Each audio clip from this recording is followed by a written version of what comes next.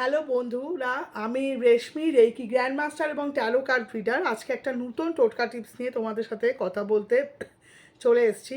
তো আজকে যে টোটকা টিপসটা আছে সেটা হলো যে যারা খুব অসুস্থ, কিছুতেই সুস্থ হতে পারছো না, ঠিক আছে, তারা কিভাবে অসুস্থতা থেকে মুক্তি পাবে। ডেফিনেটলি ডাক্তার দেখাবে এবং মেডিসিন ইনটেক করবে, এবং তার পাশাপাশি তোমরা নানা ধরনের হিলিং নিতে পারো, ক্রিস্টালসের সাহায্য নিতে পারো, জেমস্টোনের সাহায্য নিতে পারো, কিন্তু ঘরোয়া টোটকার মাধ্যমে কিভাবে নিজেকে হিল করবে সেটাও আমি বলে দিচ্ছি।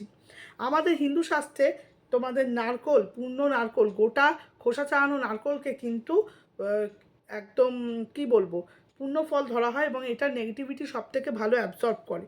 তো বুধবার দিন মাথার ধারে একটা গোটা নারকোল রেখে বুধ, বৃহস্পতি, শুক্র 3 দিন শুয়ে শনিবারের দিন ওই নারকোলটাকে যদি তোমরা নদীর জলে ভাসিয়ে দাও বা কোনো শনি মন্দিরে দান করে দাও বা কোনো বটগাছের তলায় রেখে আসো, এইভাবে যদি তোমরা 21টা শনিবার করো, তোমরা কিন্তু তোমাদের রোগ থেকে মুক্তি পাবে।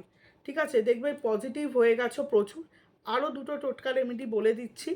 সেটা হচ্ছে গিয়ে তোমরা প্রতিদিন সকালবেলা স্টিলের গ্লাসে দুধ নিয়ে গিয়ে বটগাছ বা অশ্বত্থ গাছের গোড়ায় দিয়ে, ঠিক আছে, সকালবেলা 9টার আগে গিয়ে দিয়ে একটা ধূপকাঠি জ্বালিয়ে এবং বাঁ হাত দিয়ে বটগাছকে যদি স্পর্শ করে নিজেদের সুস্থ দীর্ঘায়ু কামনা করো, সুস্বাস্থ্য কামনা করো, সেখানেও কিন্তু খুব ভালো ফল কিন্তু পাবে।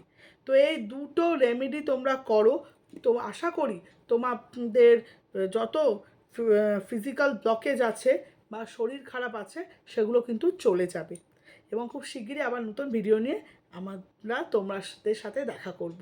তোমরা কমেন্ট সেকশানে জানিও যে আমাদের ভিডিওগুলো কেমন লাগছে তোমাদের। Thank you.